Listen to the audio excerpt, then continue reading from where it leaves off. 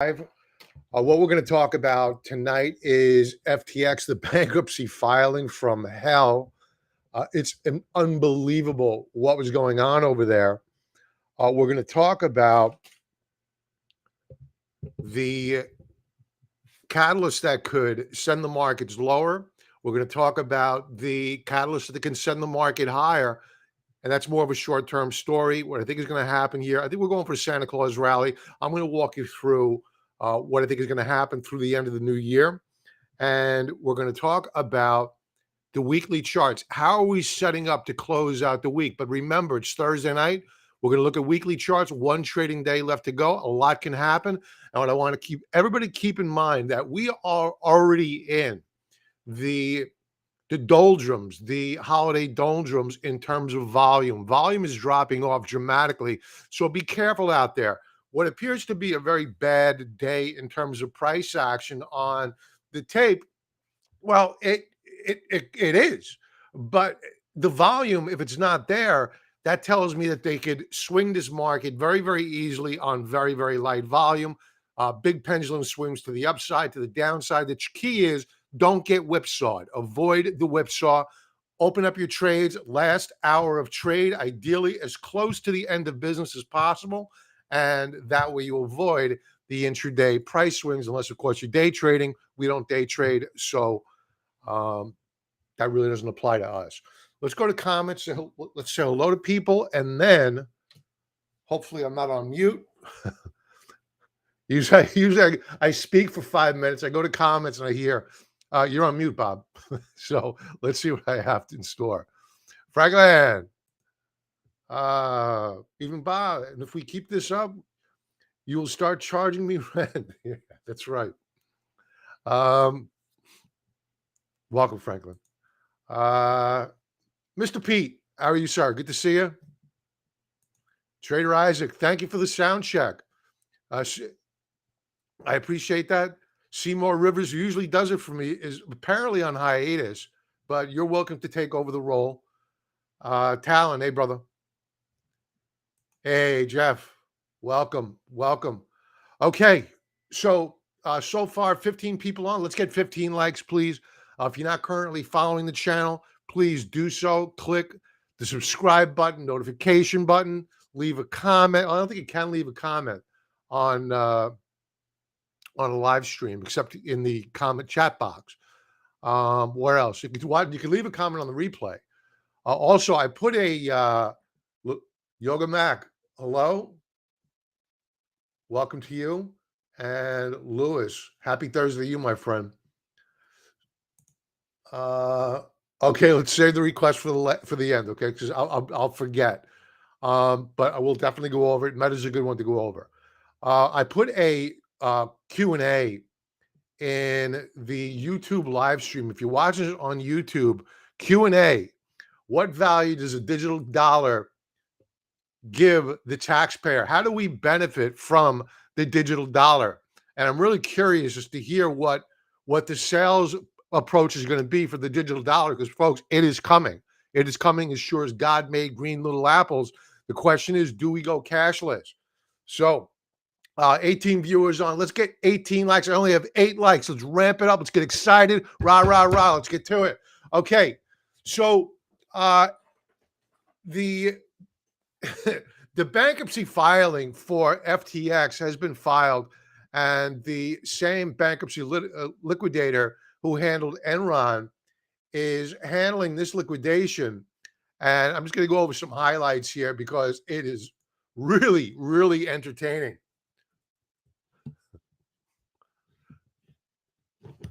My mouse is being wonky only when I go live. Yoga Mac, no worries, my friend. No worries. Okay, this is unprecedented. Quote, end quote. Enron liquidator overseeing FTX bankruptcy speechless. I have never seen anything like this. Okay, so this is the first day affidavit. This is their primary filing. It tells you, lay all your cards on the table. What went wrong? Where are your assets? What are your liabilities? Who works for you? And then the bankruptcy courts go through it. They reconstruct the financials, blah, blah, blah. Let's go through this. So they have filed for bankruptcy. Here is their org chart.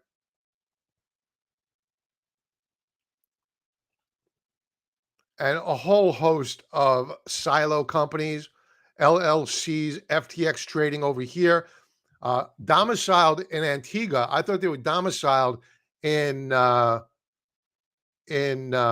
Bahamas, but I'm not seeing the Bahamas on here. I know their office is located in the Bahamas, but their other silos are in Delaware. Moving back. So, sorry, these pop-up ads. According to Ray, this is the guy that's the liquidator, he has located only a fraction of the digital assets of the FTX group. Oh, FTX group may be the domiciled holding company in Bahamas. That they hope recover during Chapter 11 bankruptcy. So they're going through liquidation.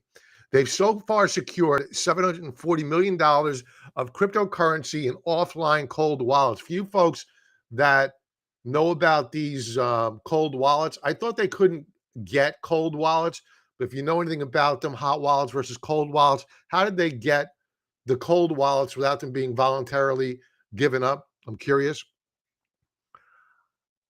This is just a fraction of the $10 to $50 billion in liabilities the company disclosed in its bankruptcy filings. Man, how do you know it's fraud? We know that many of the employees of the FTX group, including some of its senior executives, were not aware of the shortfalls or potential commingling of digital assets. Many maybe not, but some, and certainly SBF, that's Samuel Bankman-Fried, whatever his name is, the CEO himself did. It gets better. It gets better. Ray said that the company's audited financial statements should not be trusted.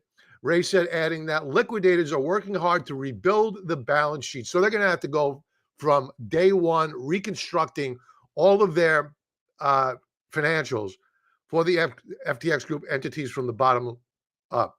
FTX did not maintain centralized cash control and failed to keep an accurate list of bank accounts and account signatories to pay sufficient attention to creditworthiness of banking partners, according to Ray. Again, he's the liquidator. Advisors don't yet know how much cash FTX Group had when it filed for bankruptcy, but has found about $560 million attributable to various FTX entities so far. Although restructuring advisors have been in control of FTX for a week, they've seen enough to depict the crypto company as a deeply flawed enterprise. Lasting records of decision making are hard to come by. Bankman-Fried often communicated, I love this, through applications in auto-deleted in short order and asked employees to do the same, according to Ray. How that has not been disclosed to the public, that you have employees, even disgruntled employees, they must have been paid off, to not disclose this to the public is beyond me. That goes so far beyond the pales of appropriate corporate governance. It is incredible to me that is not an item that sent off red flares across the entire spectrum. How this company was able to secure funding, get loan, I have no idea. Nobody apparently asked for their records.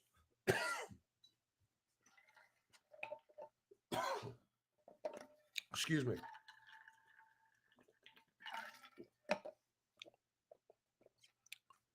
Corporate funds of FTX Group were used to buy homes and other personal items for employees, Ray said. Pardon me, folks. We're coming to the end here. In the Bahamas, I understand that corporate funds of the FTX Group were used to purchase homes and other personal items for employees and advisors. Guys, you got to keep in mind that These are 20 somethings. These are not 30 somethings. These are 20 somethings. And they got over, and they were sloppy.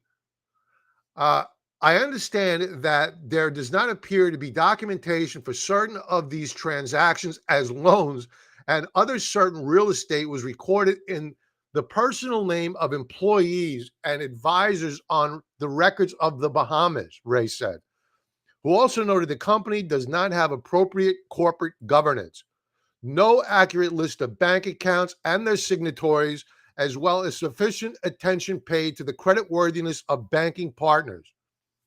Amazing. Ray said the company did not have an accurate list of its own bank accounts or even a complete record of the people who worked for FTX. They didn't know who worked for them. They had no idea. He added that FTX used an unsecured group email account to manage security keys for its digital assets. I got to repeat that. He added that FTX used an unsecured group email account to manage the security keys for its digital assets. That is beyond the pale. The filing sheds light on the sloppy business practices, such as FTX employees being asked to be paid through online chat forums where a disparate group of supervisors approved disbursements by responding with personalized emojis. I have never, over 40 years of legal and restructuring experience, have I seen such large corporate failures in history. This is a guy that went over the Enron bankruptcy. For those that don't remember Enron, it was one of the biggest frauds perpetrated on the American public in probably in all times, besides Bernie. Well, Madoff came after. Silos. What's a silo? Well, they had certain shell companies that they were using to how I'm going to read it. Each of the silos, these are the silos, A, B, C, D. Each of the silos were controlled by Mr. Bankman-Fried. Two minority equity interests in silos were held by Zaxo Gary Wang. I think he was on the board of Alameda, and he can't find his face anywhere anymore on their website. I looked the other day. And Nishad Singh, the co-founders of the business, along with Mr. Bankman-Fried, the WRS silo and .com silo also have third-party equity investors, including investment funds, endowments, sovereign wealth funds, and families. These people invested their money in fraudulent LLCs in a company that had no audited financials. They have zero in terms of audited financials. Think about the incompetence of these people to have invested in these silos, and they're all getting wiped out. To my knowledge, no single investor other than co-founders owns more than 2% of each silo. The September 30th, 2022 balance sheet from Alameda Silo shows $13.46 billion in total assets to date. However, because this balance sheet was unaudited and produced while the debtors were controlled by Mr. Bankman-Fried, I do not have the confidence, that's an understatement, that in it, and the information therein may not be correct, he's being kind, as the date stated. Remarkably, among the assets listed in the document, $4.1 billion in related party loans extended by Alameda, 3.3 of the 4.1 billion of which was extended to Bankman-Fried both personally and to an entity he controlled outright. What appears to be, I'm no legal professional, I'm just giving my own opinion. This is not fact. I have zero evidence. Don't come suing me. This appears to be outright fraud.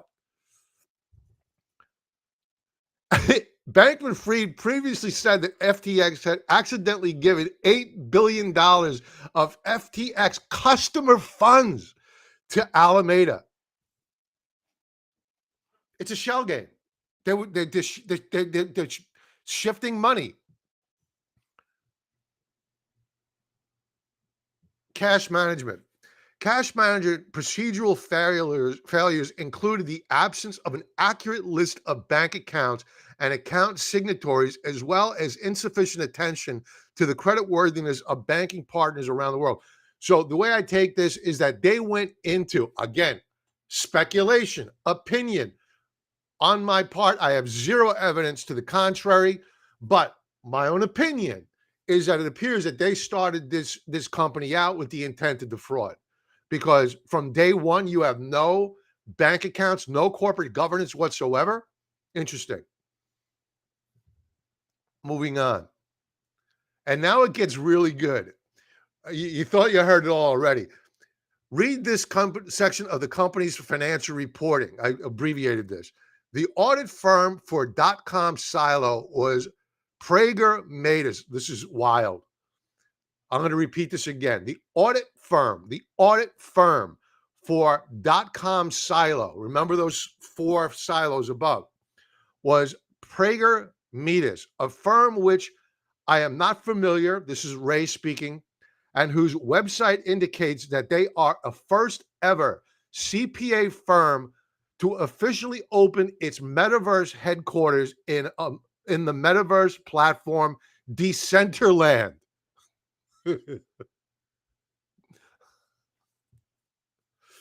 This is the future. Next, human resources. Even more insanity here. The FTX group's approach to human resources combined employees of various entities and outside contractors with unclear records and lines of responsibilities. At this time, the debtors have been unable to prepare a complete list of who worked at FTX Group as of the petition date. So I worked for this company one time. They'll remain nameless. They had an investor come in, and there was some shenanigans afoot apparently, and this goes back to the early 90s. And normally I would get direct deposit into my bank account, but we got notice one day that they were going to be coming around and handing out paychecks, and I thought that odd. So the HR person comes around. I'm familiar with her face, and behind them is a representative for the investor. And what they were doing was making sure that paycheck aligned with a human being. Because what they suspected was that there were way too many employees on the payroll and that they may be ghost employees. So whether or not in the end there were or not, I have no idea, but I understood what they were doing. And I get the feeling that the reason why they have really no accounting of who worked there is because they had fictitious employees they were sending out paychecks to, and ultimately that's probably going to be the outcome here. And better, here's the disbursement controls. Employees of the FTX group submitted payment requests through an online chat forum where disparate groups of supervisors approved disbursements by responding to personalized emojis. Same thing that they did with people looking for advance payments on their payrolls. The use of software to conceal the misuse of customer funds. We're pretty much done here. Here's the conclusion. To summarize, no records of any bank accounts, cash accounts, signatories, employees, payables or receivables, investments, decision-making, board meetings, nothing. They never had a board meeting. You would think that if you were going to invest in one of these silo companies, you'd want to see audited results, which they didn't have. I just picked this up. Corporate communications. Stated reporter on Twitter, F regulators, they make everything worse, and suggested the next step for him was to win jurisdictional battle versus Delaware. This is a cluster F. And here's the chain of custody. Here's where the money flowed. Our tax dollars, Ukraine, FTX group, you don't want me to get, I don't make this up. Democratic National Party into the 2022 campaign, one with the bankruptcy proceedings announced immediately following the midterms. Where else do we have more apparently chicanery is the Pentagon. They have failed their fifth audit amid Ukraine oversight concerns. Expect this to get worse. You would think that it would get a lot worse now that the Republicans have control of the House. Don't expect too much out of the House. I really don't. I really don't have much hope for the Republican Party.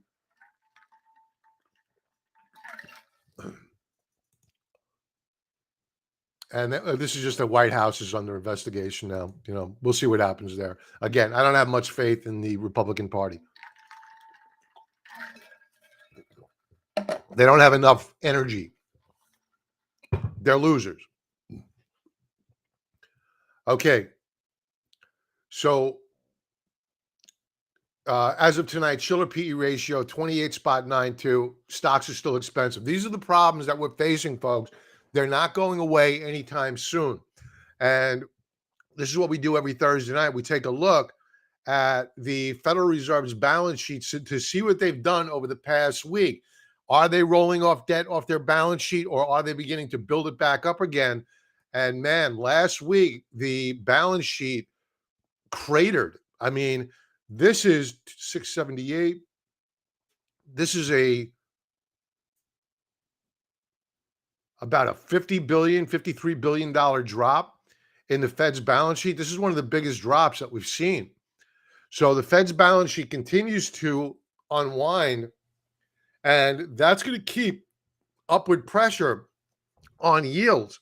And I'm going to go over a weekly chart of yields in a moment, because right now we're on holiday, we're on break in terms of a weekly consolidation on yields. As you proceed into the back half of the year and into the new year, I think that as you see the debt roll off the Fed's balance sheet, and the Federal Reserve, if anything, may not hike as aggressively. At best, they're probably going to pause to see what damage is done. Well, the rate hikes are just really starting to hit the economy now. So 2023 is going to be wrought with volatility, and that's the fear that I have. So, you know, so a few of the charts that I'm looking at that really drive home the issues that we have here is that Japan, I think they still are the largest holder of our treasuries, but they are clearly dumping our treasuries en masse now. This is a major drop.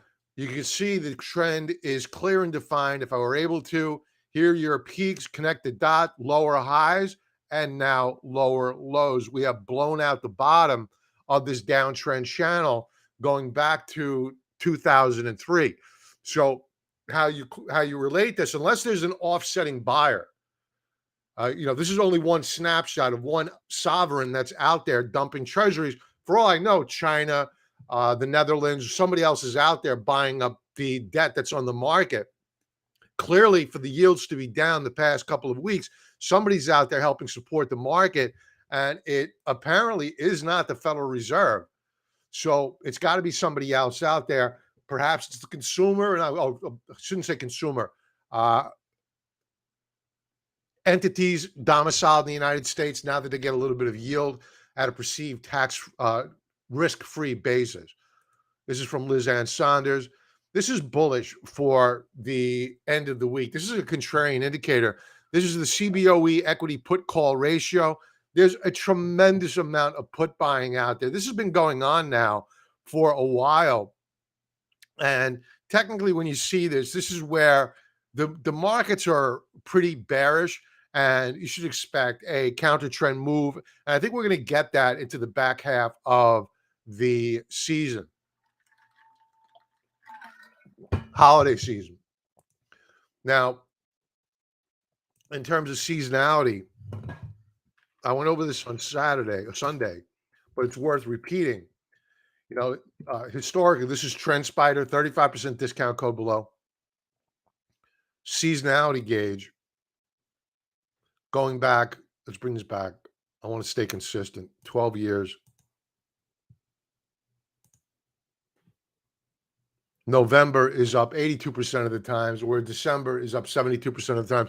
So going into a light volume, seasonally favorable period of time, I think that from now until the end of the year or the beginning of the year, we are probably going to see upward bias. The thing to keep in mind here, folks, is that Q1 going back 12 years is not favorable. It's seasonally the weakest one out of the year, with January only being up 50% of the times, February slightly better, March it drops down a bit. We then pick up in April.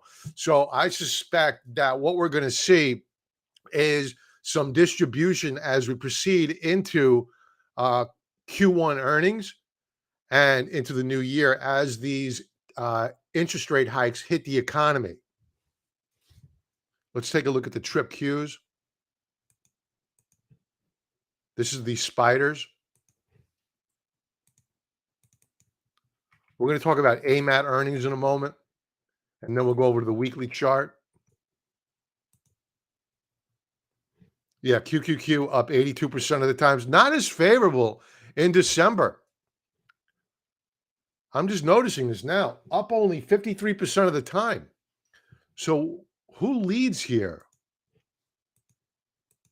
Let's check out the diamonds.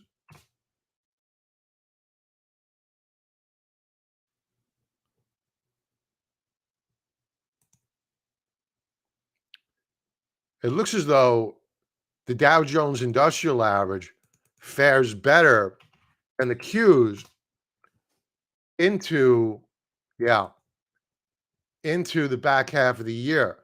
And the banks perform the best in December versus their other month, which is equal to in performance the 82% read in October.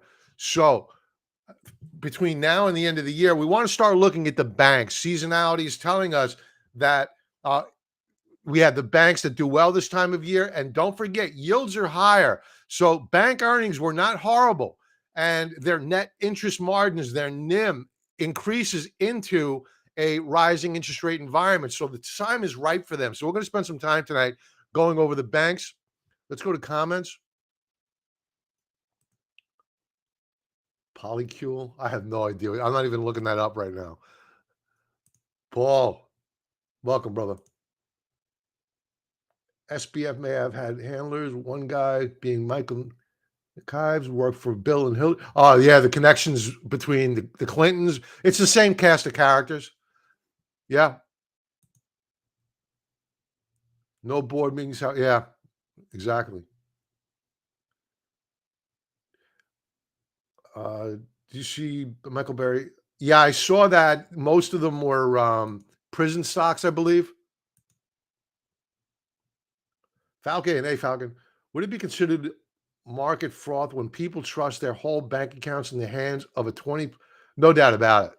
No doubt about it. I mean, clearly, the level of froth there is no doubt. And it's a debt bubble. You know, this is what was the pin that pricked this all? You know, probably if yields were artificially lower, you know, this wouldn't be a problem. But the guy got cocky. One of his competitors knew what was going on over there and helped push things along. It ultimately would have happened, but he helped push things along. Bonds have been rallying for the past week or so. Who's buying at the Fed in Japan are all dumping? I asked myself the same question, Jeff. You know, we can't look at one chart and say, you know, net U.S. Treasuries are being distributed. You know, there are obviously other parties out there that are buying up our debt right now, absorbing this sell-off and allowing yields to stay within that 4% range. Actually, below 4% right now. So at least on the 10-year. So, you know, yeah, somebody's out there bottoming. But don't forget, you know, we've had we've had the bond market has sold off and underperformed the stock market for quite a while. So there's a trade to be had here. I mean, you take your crayon out, and I don't know the answer to this, but I'm willing to bet that we blew out the lower band of the downtrend channel on yeah, we blasted through it. So, if you're playing connect the dots here, connecting lows, I mean, this was just a complete meltdown. And this could rally up to around 105.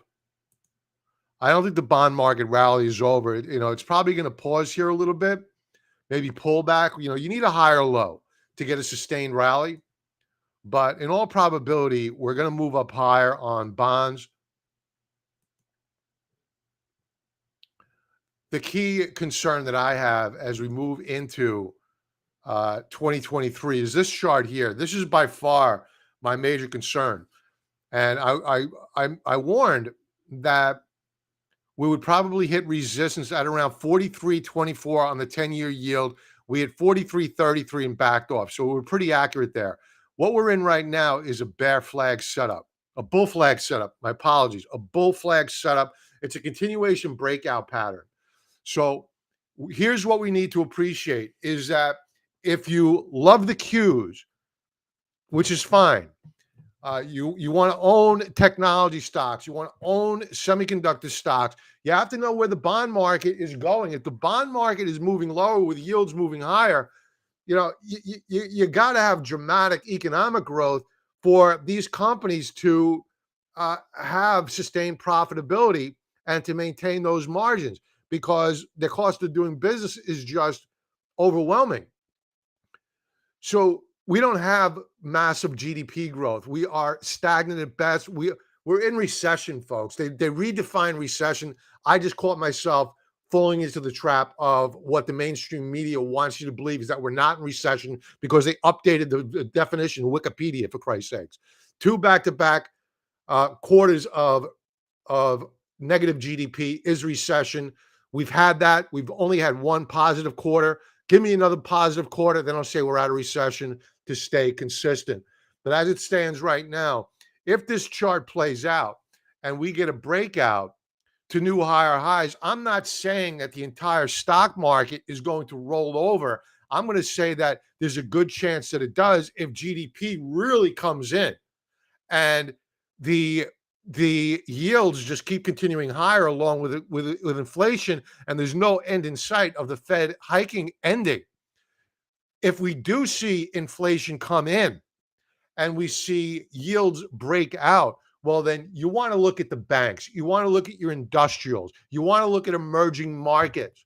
That's where you want to be. You don't want to be looking at tech stocks unless GDP growth is just gangbusters. Once we get that, we'll get bullish. But right now we can't. This is the reality. What is the clear and defined trend that we live in right now on the 10-year yield, which is everything? If you're a day trader out there, you're looking at 15-minute charts, you're looking at 5-minute charts, you're doing yourself an injustice because you have no clue of where this market's going to go. You got to take a pause. You got to take a look at the 10-year yield, weekly, monthly time frame. What's the direction?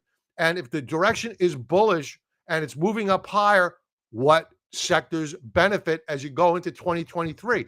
That's how I'm going to do my 2023 forward-looking guidance. No other way. I'm going to be looking at this chart first. So just be careful as you see pullbacks in the market and the 10-year yield breaking out. If that does occur, maybe it'll never happen. Now, what the tip market is telling you is that they're finding bids. We're down now on the week. We were higher. One trading day left to go. Remember, this to me looks like a bear flag setup, and this may break to the downside. What will cause it to break to the downside? A high inflation read, whether it be PCE, CPI. If we get a hot inflation read, that's going to cause the tips to break. Why? the Federal Reserve is going to have to increase rates higher. Forget about pivot. The dollar. Now, the dollar, we knew that this is going to be the price target. We drew these lines at least a week ago. So we hit our price target on the dollar. Stokes are declining. We may rally here, but I think that the dollar rolls over because GDP is not well. You're seeing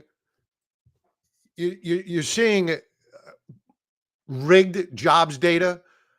You look at the establishment survey, jobs are being created. However, you look at the household survey, jobs are being lost. So there's a lot of chicanery going on at these government agencies in terms of how they're counting new jobs.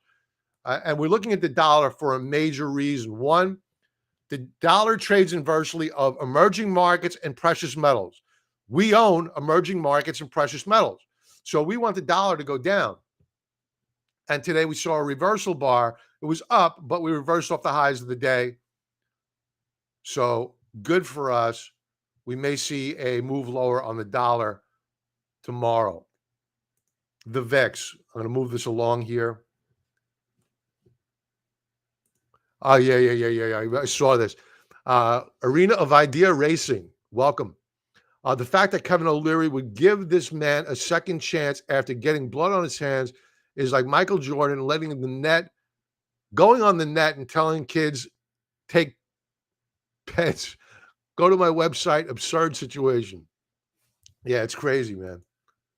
Yeah, O'Leary really dropped the ball here.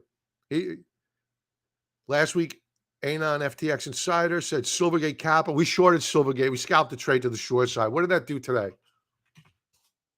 SI, the symbol.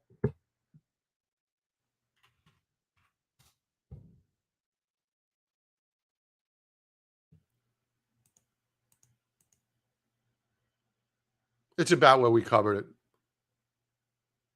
And thank God we did cover it yesterday because it rallied to close positive. This may rally. I wouldn't buy it. I see. Okay, gotcha. Thank you for that. I didn't know. I'm a boomer. I think I'm a boomer. Pretty close. Yeah, they got burned, man. Yep. Yeah, so yes, he did. And the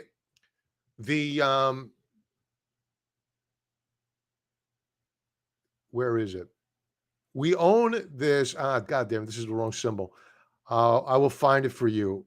EMXC, I believe. I always forget the symbol. EM. Yeah. We own this ETF. Emerging markets, no China. The closest exposure that this fund has is Taiwan Semiconductor to China. The caveat is that it's 10% of the fund's holdings. So just beware of that. We are long of EMXC. We're planning on adding more on a weaker US dollar. Thanks, Yoga Mac. All right, back to the VIX.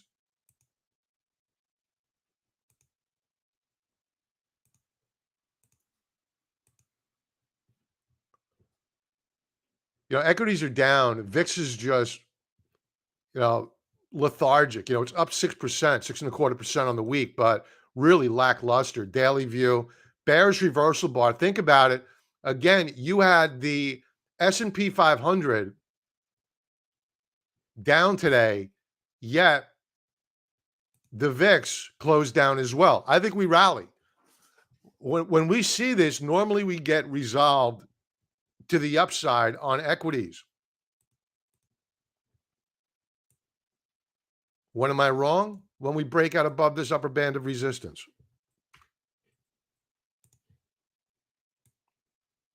We put on a bunch of new trades today. We were getting, I had too big of a position in Netflix, an options position. And I took the opportunity to exit with a profit today. But I learned a good lesson about it. I'm going to probably create a video on this about rolling up too aggressively. And that was one of the problems that I had with this trade. I'm not going to bore everybody on it. I'm going to do a video on it. And I'll probably just send it out to people that are on our email list. If you're not on our email list, use the link below. Join any one of our opt-in email lists and you'll get it. But it's going to be valuable. And I'm not going to charge for it. I'm just going to give it away, but only to people that are really devotees to our tribe here. All right, so looking at the VIX, how it closed today, appears bullish for equities. The transports are carrying the coal for equities. They were lower on the week. They are down 2.71%, but they're struggling to fight back. Daily view. Yeah, nice rally back here. And this chart to me makes sense. We blew out of the upper band of this rising uptrend channel, and we got a reversion to the mean. So what? That happens. That's what's going to happen when this occurs. It doesn't mean you dump your stocks. It just means don't go chasing the hot market. And now we're poised to close fairly good. Down volume is very light. And this is consistent with what I was saying earlier. We've entered an environment, the seasonality of the year where volumes are going to drop off dramatically, and the swings in the market intraday are going to be very, very wide. So if you're waking up bright green futures, you think it's going to be a hot day, don't go chasing equities. Please don't do that. Vice versa. If you see bright red futures, they open the market down, don't go shorting into that weakness. They can easily lift it up on very, very light volume. Don't get caught in the meat grinder. And that's exactly what it is. It's a meat grinder. Dow Jones, weekly chart, a down week, but we're holding the breakout point of which we broke out last week. Remember, the Dow Jones seasonally, we already went over this. If you're just joining in, go back to the seasonality charts, TrendSpider, 35% discount code below. We do not sponsor FTX. We sponsor TrendSpider. Support the good guys. Go to TrendSpider, automated technical analysis. They don't ask for your money to invest. Anyway, they broke out, retesting the breakout point. Seasonality favors the Dow versus the Qs. Spiders holding the rising 20-period moving average now. We're down on the week, 1%, not horrible. Very light volume. Let's go to the daily view because now we want to do a pulse check of the daily volume because now we had back-to-back down days. How are we looking here? Not horrible. Not horrible. Stokes still look good. I know a lot of you are out there new to technical analysis saying, oh, no, Bob, Stokes are over 80. That means you got to short the market. That's stinking thinking. Nobody knows how long the Stokes are going to stay above 80. You didn't know it here for only a brief period of time. You didn't know it here for an extended period of time. Nobody knew. This is a sign of strength that we're above 80. When you rally and the Stokes fail to get above 80 and then roll back over like back here, then you got a problem. Volume. Rose today versus yesterday, but very, very light volume versus the moving average. I'm not worried here. Qs, weekly view. Now, as I mentioned before, going into the back half of the year, the Qs tend to underperform the Dow Jones and the banks in particular. But we broke out last week. This week, we're holding the breakout point. Yes, it's a down week, about the same as the S&Ps. Daily view.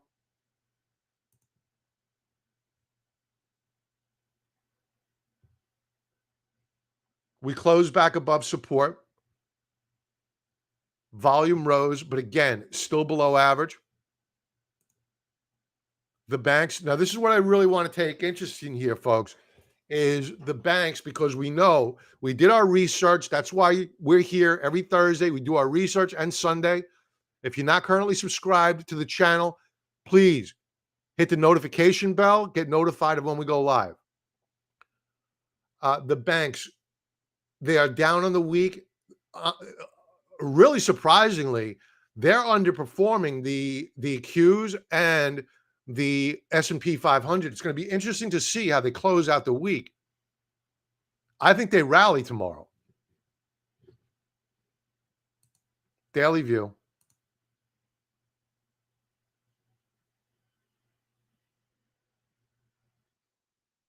Very light volume.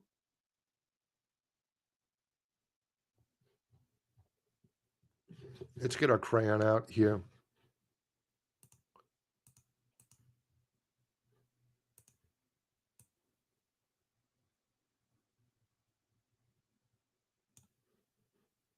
Nice breakout, retest, follow through.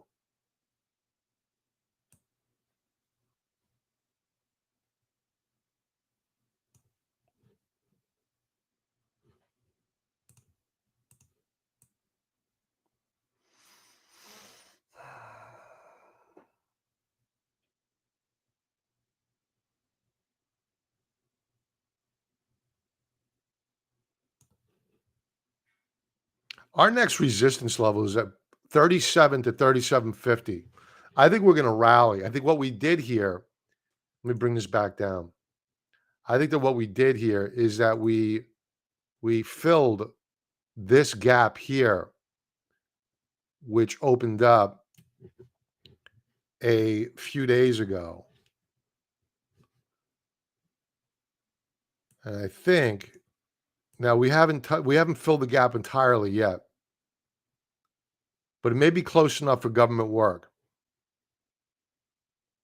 I think that the banks are going to rally from here. I think any pullback on these banks need to be bought.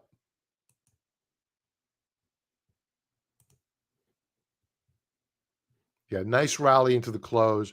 15-minute chart. Let's go with 30 minutes, more cleaner look. Let's throw some crayons up here, some lines. I'm thinking about buying the banks, which is why I'm spending some time here. We want to take advantage of the seasonality.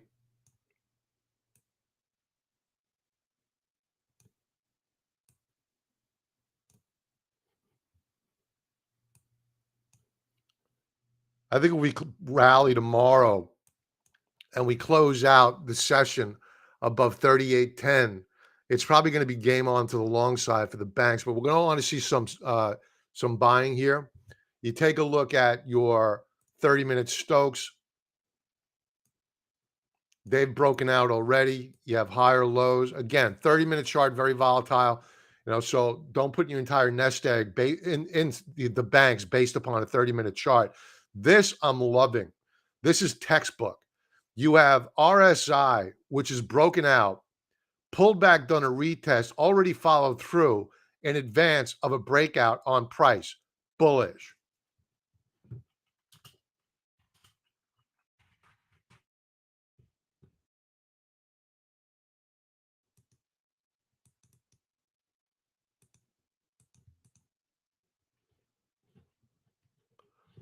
All right, what do we got here? We got a few minutes left.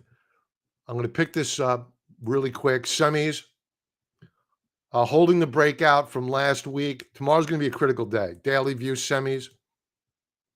AMAT reported after the bell. Let's go to AMAT really quick. Good day today on semi sector. They're going up. Semis closed positive today. Up 0.75 of a basis point. Here's AMAT. Looks like they had good numbers after the bell. They are up. The market maker anticipated move on AMAT was about $4.50. We're within the market maker anticipated move with a bias to the upside. Here's your higher low.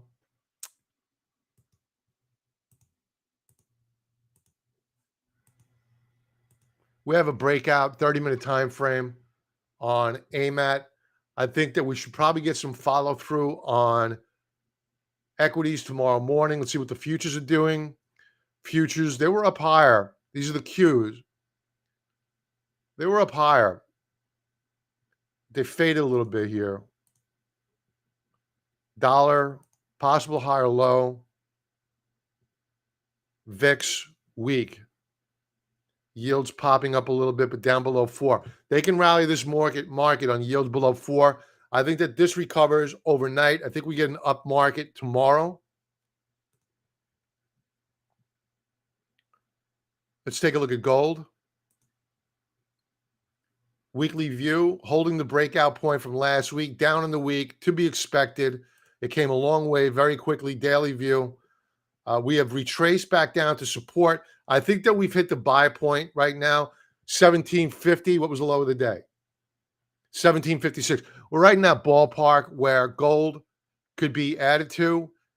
Volume bars are dropping off sequentially. Good stuff. We like it. Our silver trade, what is that doing this week? We're getting hurt this week. We're down below support. We're going to need to see a rally tomorrow. Let's go to the daily view.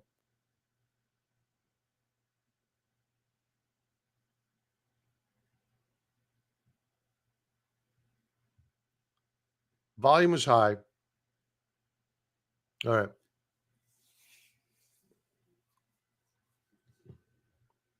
I'm not that nervous. We've been through worse.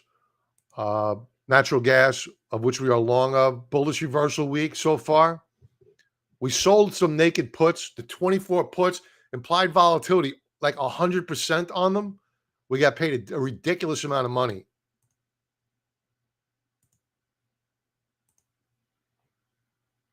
Good day. Jeff is out there. Jeff is our good luck guy when it comes down to Boyle. I was getting depressed watching it do nothing, and he came out and goes, "Hey, Bob, yeah, I just bought some. I just bought some Boyle off of support a couple of days ago. I took a look at the chart. Chart was ripping up higher. So Jeff is our local lucky charm when it comes to natural gas. We broke out today. Looks like natty gas is going up higher. I want to check out energy. I was bearish on energy last night. We have a down week. It looks like we may have closed up today. We did. We were lower. We reversed the close higher. Netflix. We put on a long trade here today. We used a call spread.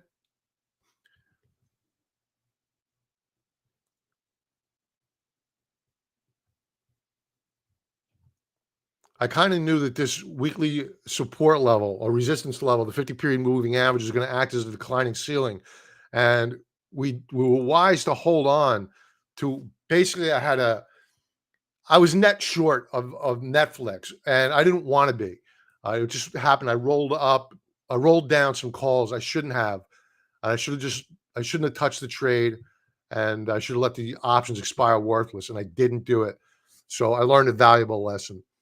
But we did put on a long trade here. I'm going to sell any rally tomorrow on Netflix. We're going to do some chart requests now. Bob, with Bullard's comment today and the chart, what do you think? I didn't hear his comment. What do you have to say? For those folks not familiar, Bullard is a Fed governor. Let's do some chart requests. Tim, we'll go over yours first since I'm looking at it. Yoga Mac, I know you wanted Meta. We have 5 minutes to 5 minutes to close, man. Folks, we're going to be using TrendSpider automated technical analysis, 35% discount code below, and I think that you're going to find it invaluable. They have a 7-day free trial offer.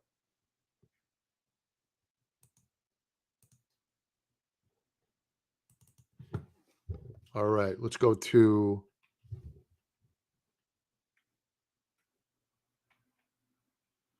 AGNC. AGNC.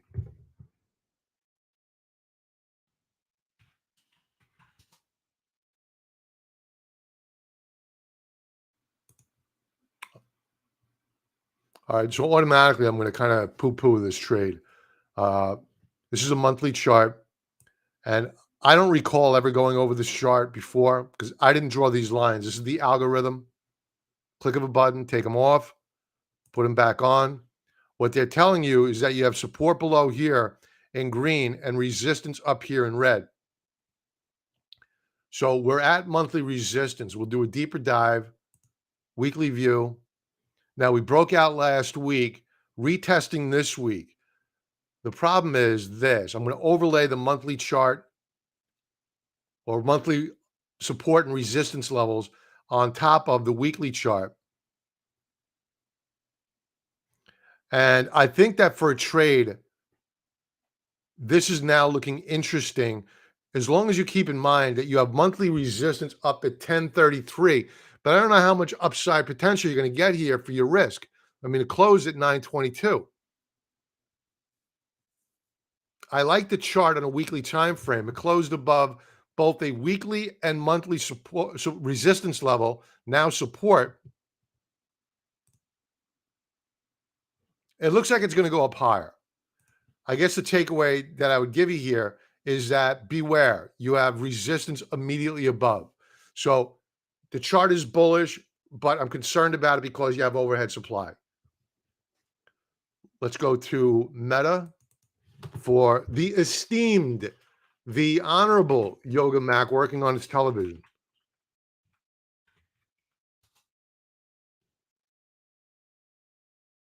Monthly view.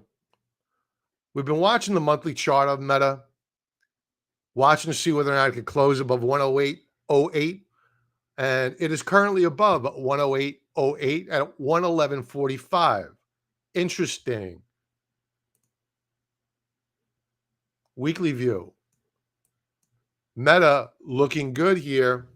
We broke out last week. We retraced back down to the lower band of support here. And we broke above. This is my manual line here in red. And then you have one support level in red, another in blue. The algorithm is picking up. There you go. Did I mention you get a 35% discount code to TrendSpider below? And I give it away free to our silver and gold level members. Daily chart. That's my pitch. All right. Daily chart is looking good. I like Meta. I hate the company. I hate Zuckerberg. I hate everything they stand for. I think that their product is the metaverse is probably going to be AIDS for the brain moving forward. But who am I? It looks like the stock wants to go up higher.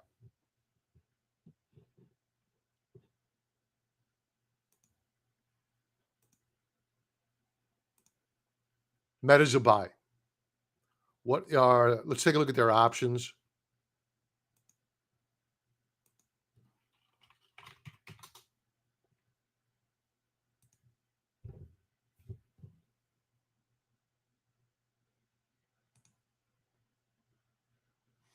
Uh, their options are okay. They only have an IV percentile of 42%.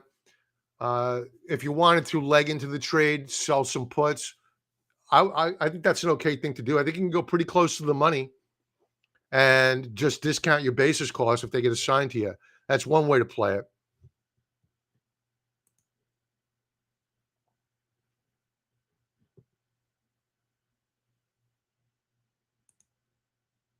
I bought some XBI in the afternoon. See if it is another higher low. Okay. Another comment, Jeff, don't sleep on XBI. Retested the lower trend and bounced today. Okay. We have conversation going on here. XBI appears to be in play.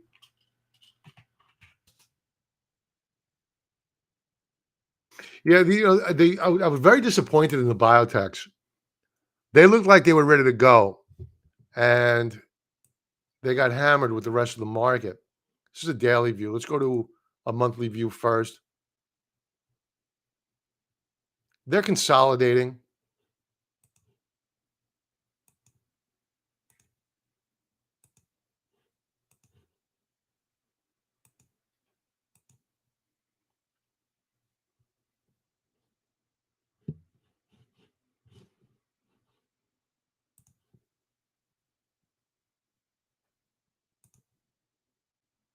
The thing to keep in mind here is I think what we need to do is put things into context. One of the biggest challenges of technical analysis is when you have either a bottoming pattern or a topping pattern, because volatility tends to pick up. And you get what appears to be a strong setup for a continuation breakout, and it fails. It happens because you have so much overhead supply above. I think that this is a bullish chart from a macro view, from that monthly view. Would I go all in here? No, I would wait for the breakout above the upper band of resistance on XBI, which would mark the highs of the month at around 86 bucks a share. I have zero problem with opening up or initiating a position here because you have RSI, which is broken out. We are putting in higher lows in a monthly time frame, and that's a big macro view. So the key to remember is that while it's a macro view, and any breakout would be extremely significant, the opposite is true. Any breakdown out of this tight wedge formation or triangle formation, call it cupcakes, it doesn't matter. It's a consolidation pattern. Any breakdown below it would be significant as well. So it's critical to stay small here and wait for the breakout, assuming that you're long. I would definitely not short this. Weekly view. Now, I could see on a weekly chart why people are getting a little bit antsy with it. We have an outside reversal bar. But I think the thing to do is to take a step back, go back to the monthly view and say, okay, where are we? What's going on here? Do we have a problem from a macro view? Take the emotion out. Go to a monthly chart. It's a smoothing mechanism. If you're using a weekly chart, take out the volatility. Step back, go to the monthly chart. What's happening? Are we truly breaking down? No, we're not. Back to the weekly view. The weekly view, I wouldn't go all in here. Would I nibble? Maybe. You have a lower band of support here that the algorithm's picking off. Maybe you want to set up an alert down here at around, let me give you a number, $78 a share, 78.10. We'll keep a little bit of sensitivity on there. And I would do this. I would set the alert because this is a bearish candlestick. I wouldn't be the least bit surprised to see another lower low next week. Wouldn't it be nice to buy it right at support? The key is make sure you keep your alert on here with breakthrough, because if you buy the test of this support level, yet ultimately it ends up breaking down below it, you want to stop out. So I'm going to set this alert up to get triggered, to expire when triggered twice. So if it bounces, okay, I'll get an alert that fires off. But if it breaks through down the road, it'll fire off again saying, hey, your position just got stopped out, or you should stop out.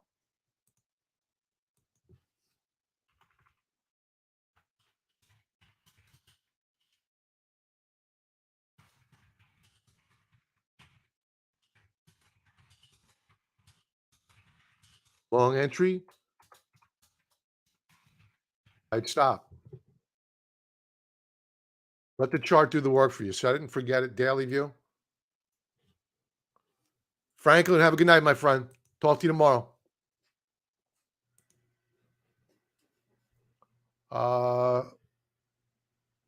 Daily chart, we gave up support. Expected drift lower here, maybe. For all I know, this could pop up higher and recapture these support levels tomorrow. Volume is not heavy here. It's not heavy. And we had a reversal bar today, and we closed up. You have a VWAP, volume-weighted moving average here, and it's finding support there. So nibble here. Stay small, buy the breakout, watch the monthly chart. Folks, everyone have a massively great night, a profitable trading day tomorrow. Thank you for being here. Don't forget TrendSpider, 35% discount code below. And I have a 5-part video tutorial on my top 5 favorite candlestick patterns, free below. Have an awesome night. Thanks for being here. Like, subscribe, hit the notification bell. Be well.